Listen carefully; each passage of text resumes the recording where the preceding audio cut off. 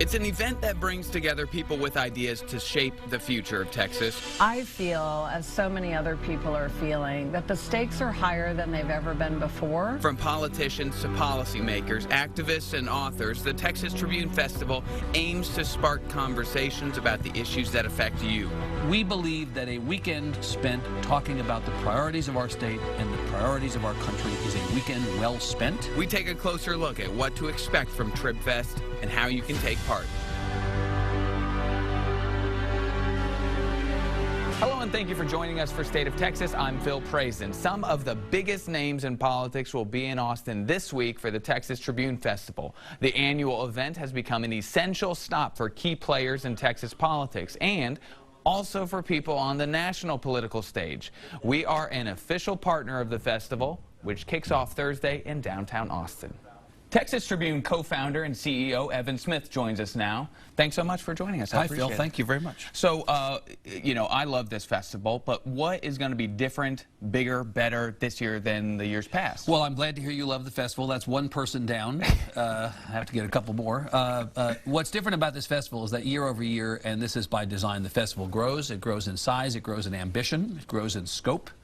Heading out of a legislative session like the one we just had, heading into an election season like the one we're about to have, and then a legislative session in a year beyond that, there's so much to talk about. Looking back over your shoulder, looking ahead. There's a national conversation going on around the election. There's a national conversation going on a whole host of big issues, the border, criminal justice reform, the economy, obviously the whole suite of Texas things to talk about. We believe that a weekend spent talking about the priorities of our state and the priorities of our country is a weekend well spent. We work backwards from that proposition. And so this year, we're just doing what we've done in the past, but more and more and more.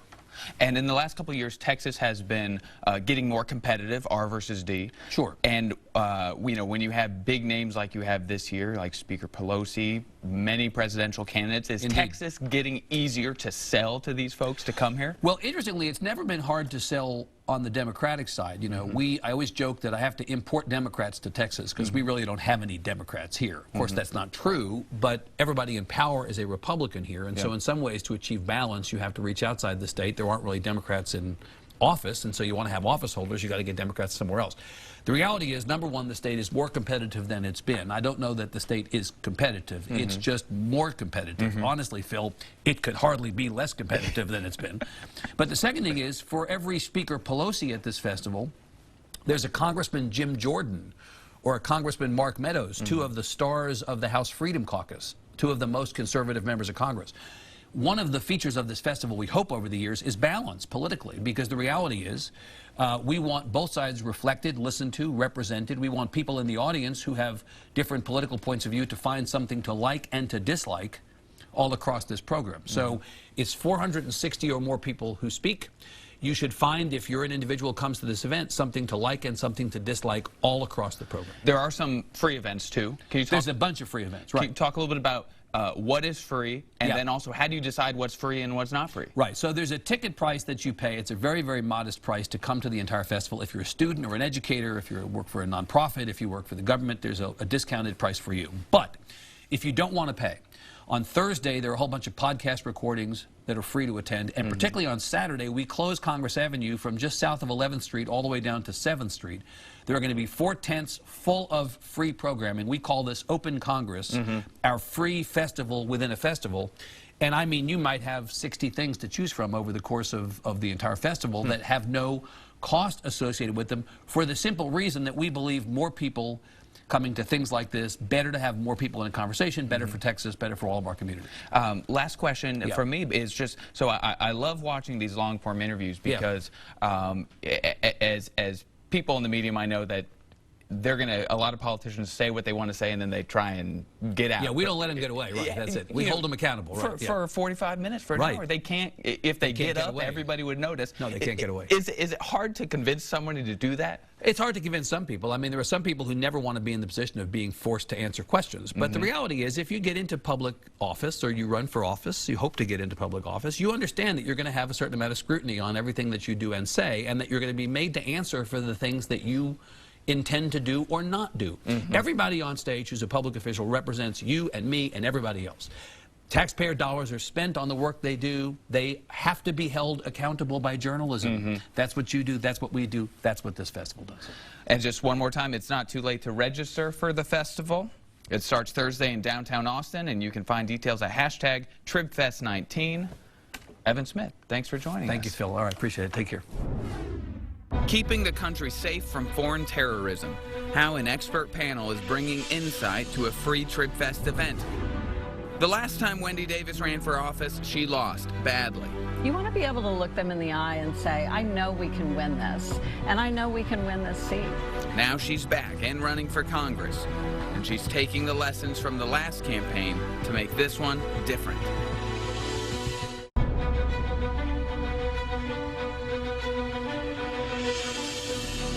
A race for a Central Texas congressional seat is bringing a familiar face back to the campaign trail. Former state senator Wendy Davis is running in House District 21. She talked with our Josh Hinkle about the lessons she learned after a tough loss in her last election. We're joined now by Wendy Davis, former state senator and current Democratic congressional candidate. Welcome. Thank you. Glad to be with you. So you're appearing at TribFest on a panel, and the panel is called the Democratic Do-Over. What's that about?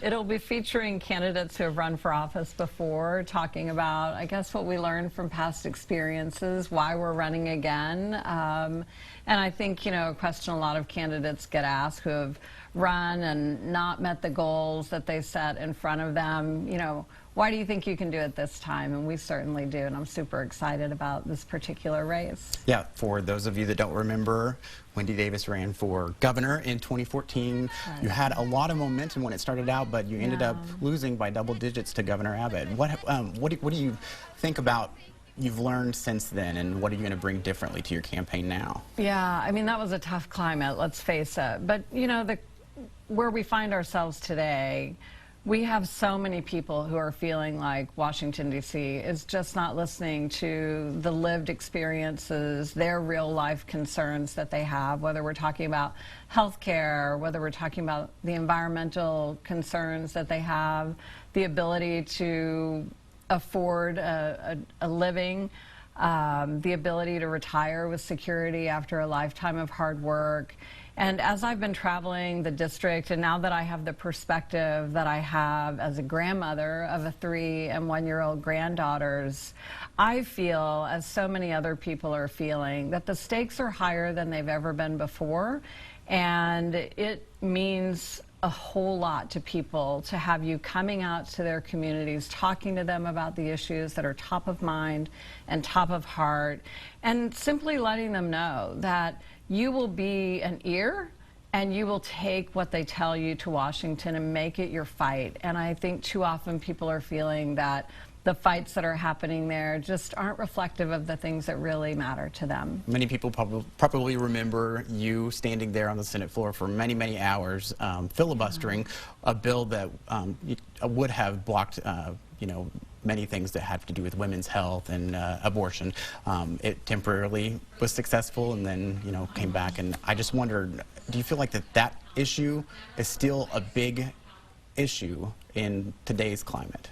I think women's access to reproductive health care, not just abortion care, but access to reproductive health care as a whole is under threat in a way that it has never been. And all of America is seeing this right now.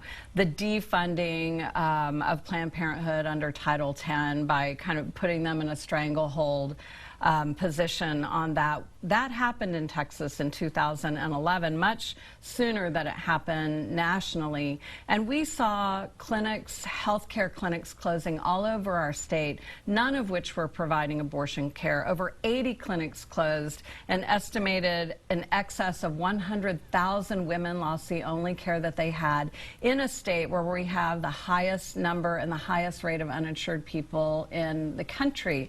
So we have that threat. We also have the threat that so many people are feeling now that Roe versus Wade literally may go away. And I think for Americans who long took for granted that we'd fought that fight, that we had that right, they're understanding that it literally could go away. And as a consequence, we're seeing in poll after poll, not only statewide but also nationally, that people are really expressing their discontent with that. A record high 70% of Americans now saying they want to see Roe versus Wade left alone. And I think that is in keeping with what most people believe. And so that'll be something, obviously, that'll be an important part of what I fight to make sure happens. Thank you very much for being with us. Thank you. All right. Have fun at TribFest. Thank you. I will. Telling the story of Texas is a colossal task. Coming up, how author Stephen Harrigan took on that challenge and why the result gives a different view of Texas history. Remember, in a situation like this, any miscalculation could lead to a war. Tensions grow with Iran. How a Texas congressman in a key position shares insight on the situation and the bigger picture beyond the current crisis.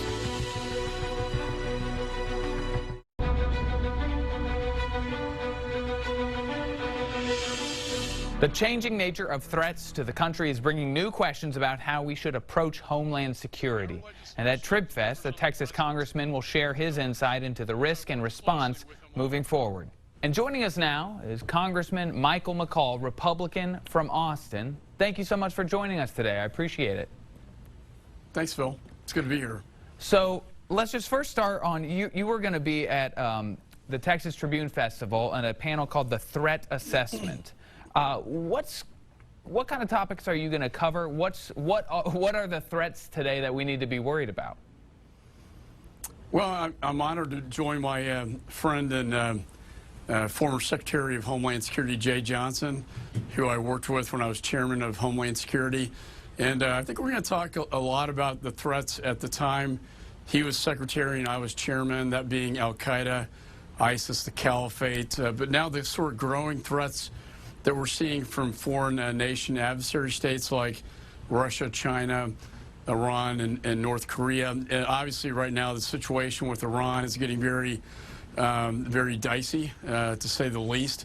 And these are becoming more of the bigger threats of the day. And as I transition to be the top ranking member on Foreign Affairs Committee, I'm spending a lot of my time focused on that right now. And, you know, speaking of Iran, I mean, you coming and talking about this is really happening at a very important time. You know, big picture question on Iran is, do you think that we're doing the right thing? And by we, I mean in the Trump administration, because, you know, John Bolton just left the administration over some of these issues. In your opinion, is the Trump administration doing the right thing over Iran? You know, I think overall they have, and I'll tell you why. I think they've showed restraint, a measured, thoughtful approach. Remember, in a situation like this, any miscalculation could lead to a war. And I know personally, having been in the White House, the president said he has no interest in creating a new war in the Middle East. He's more interested in winding them down. And so, you know, Bolton had a more hawkish sort of approach to these things. I do think, you know, Saudis got hit really hard, 50% of their refining and petroleum capability, impacting 5% globally.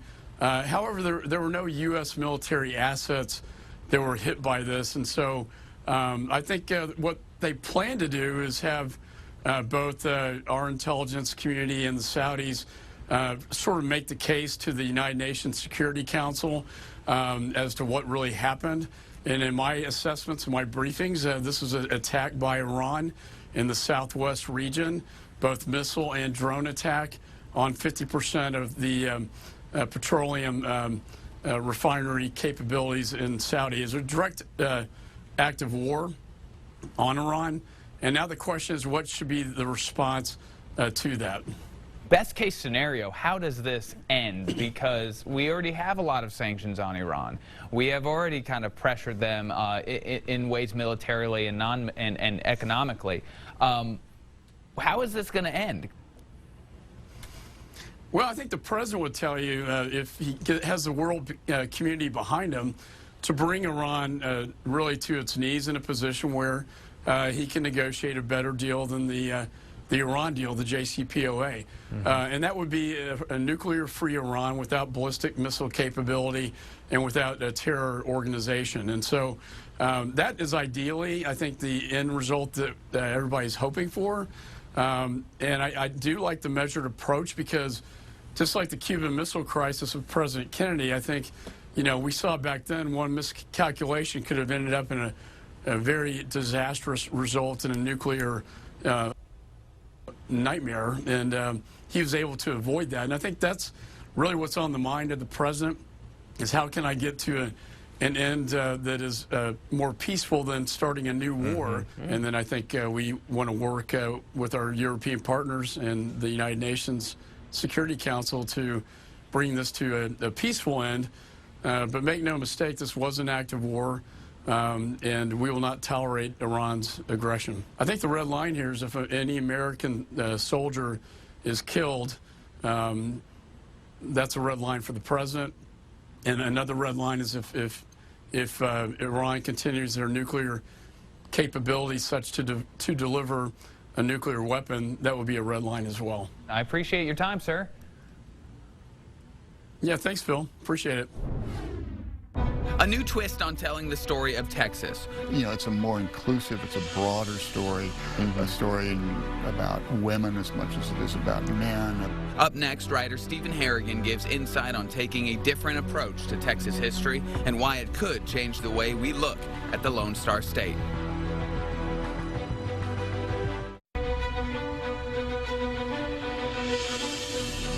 Telling the story of Texas is a colossal task. Author Stephen Harrigan took on the challenge. The result, a nearly 900-page book called Big Wonderful Thing. It brings some new twists to tackling Texas history.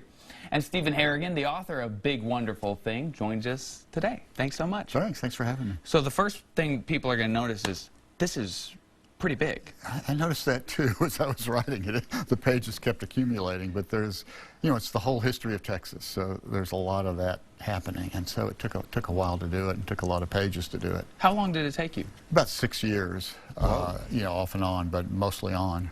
And you've done novels before, you've done screenplays before. Right. Why look into just outright the history of Texas on this time? Well, I was asked to do it by UT Press, and I immediately said no.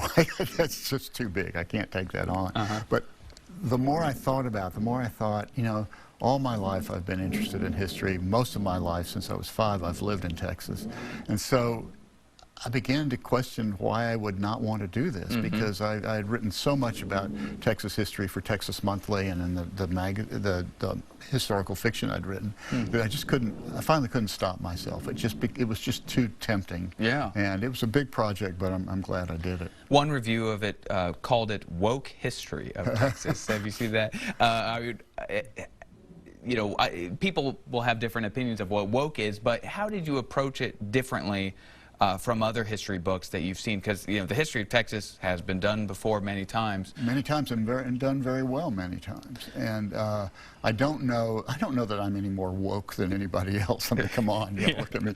But I tried to keep my ear to the ground. I tried to always at the front of my mind was the sense that we're living in a different time than some of the other books that have been written about Texas history. There are things you have to keep in mind, take into account, and it's a more inclusive, it's a broader story, a story about women as much as it is about men, about African Americans, about Native Americans, about Latinos and Hispanics. So it's a giant, broad story, and it's difficult to corral all that information and all those perspectives into one volume, but I did what I could. And a lot of it are little character snippets. Like you have a part about when Beyonce meets Selena. Yeah. When people talk about, is that a historical moment? What are little moments like that? What do they show us about the human condition? Well, they show us a lot about not just the history of Texas, but the culture of Texas, and the culture of Texas is very much embedded in that history. And so it's really important, I think, to tell the story of people like Catherine Ann Porter, the great Texas novelist, or Selena. These people made a difference. Janis Joplin, Willie Nelson. I mean, history. This is not just a political history. It's not a history about battles and wars. It's about all those things and all the people who have